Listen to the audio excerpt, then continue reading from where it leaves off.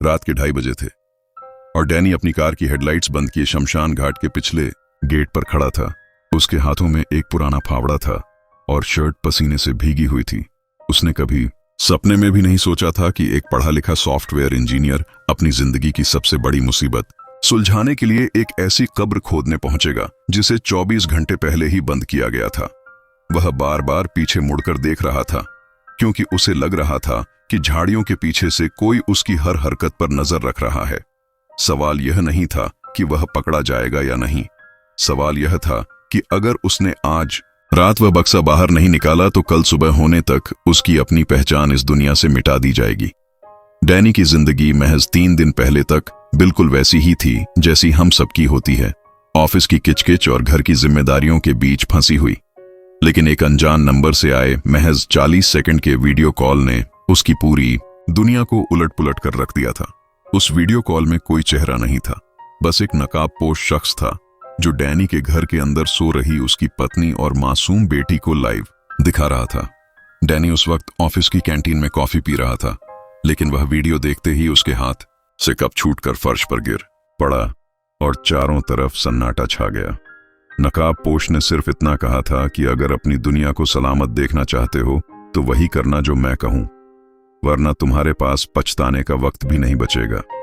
Danny ने police को phone करने की कोशिश की, लेकिन जैसे ही उसने डायल पैड छुआ, उसके फोन पर एक मैसेज आया जिसमें उसकी पुरानी बैंक धोखाधड़ी के वो दस्तावेज थे जिन्हें वह सालों पहले दफन कर चुका था। उसे समझ आ गया कि यह कोई मामूली अपहरणकर्ता नहीं है, बल्कि कोई ऐसा है जो डैनी के अतीत की उस गहरी खाई के बारे में सब जानता है जिसे उसने अपनी पत्नी से भी छुपाया था। उसे पहला काम दिया गया था कि वह शहर के सबसे प्रतिष्ठित अस्पताल की मॉर्चुरी में जाए और वहां रखे एक लावारिस शव के हाथ से एक अंगूठी निकाल कर लाए। डैनी डरते डरते अस्पताल पहुंचा, जहां मौत की खामोशी और फिनाइल की गंध ने उसका दम घोंट दिया था। लेकिन जब उसने उस शव का चेहरा देखा तो उसके पैरों तले जमीन खिसक गई। वह लाश किसी अजनबी की नहीं, बल्कि उसके उसी पुराने दोस्त की थी जिसने सालों पहले डैनी के साथ मिलकर वह बैंक स्कैम किया था और बाद में गायब हो गया था। डैनी को लगा कि शायद उसका दोस्त उसे धोखा देकर भाग गया था, पर आज उसे इस हाल में देखकर उसे एहसास हुआ कि यह खेल उसकी सोच से कहीं ज्यादा खौफनाक है। उस अंगूठी के पीछे एक छोटा सा कोड लिखा था जो डैनी को एक पुराने खंडहर नुमा डाकखाने तक ले गया, जहां एक लॉकर उसका इंतजार कर रहा था। लॉकर खोलते ही उसे जो मिला उसने उसके दिमाग की नसें हिला दी। वहां उसकी अपनी ही मौत का सर्टिफिकेट रखा था जिस पर आने वाली कल की तारीख दर्ज थी। उसे लगने लगा कि उसे किसी ऐसी साजिश में फंसाया जा रहा है जहां उसका जिंदा रहना अब नामुमकिन है, पर उसे समझ नहीं आ रहा था कि आखिर कोई उसे मरवाना क्यों चाहता है।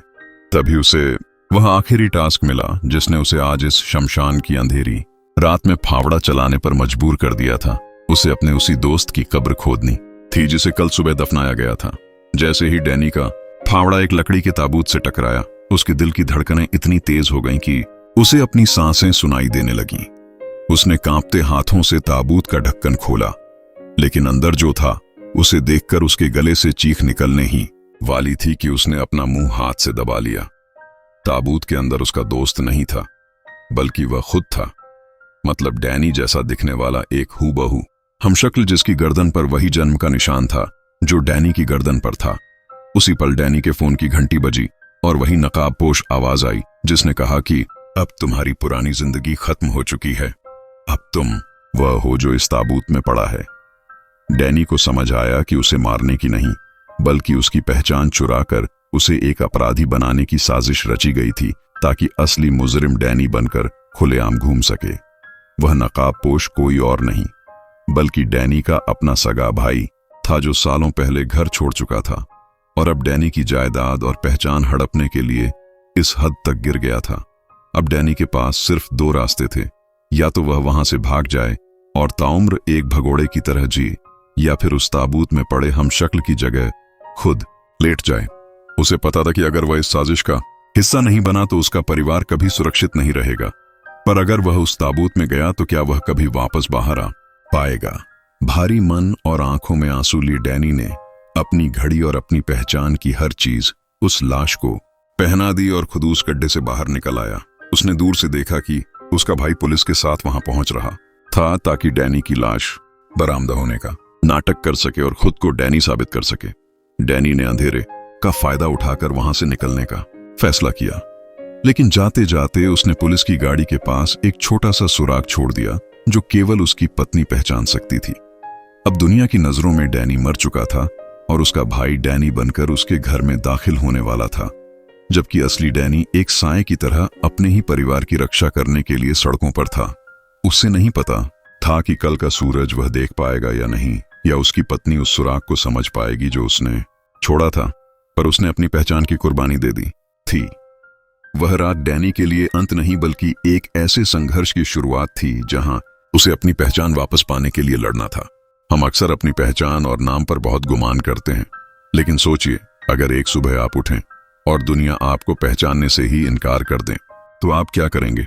डैनी की यह कहानी हमें सिखाती है कि कभी कभी अपनों को बचाने के लिए खुद को ही मिटाना पड़ता है, भले ही उसके बाद आपका कोई अस्तित्व ही न बचे।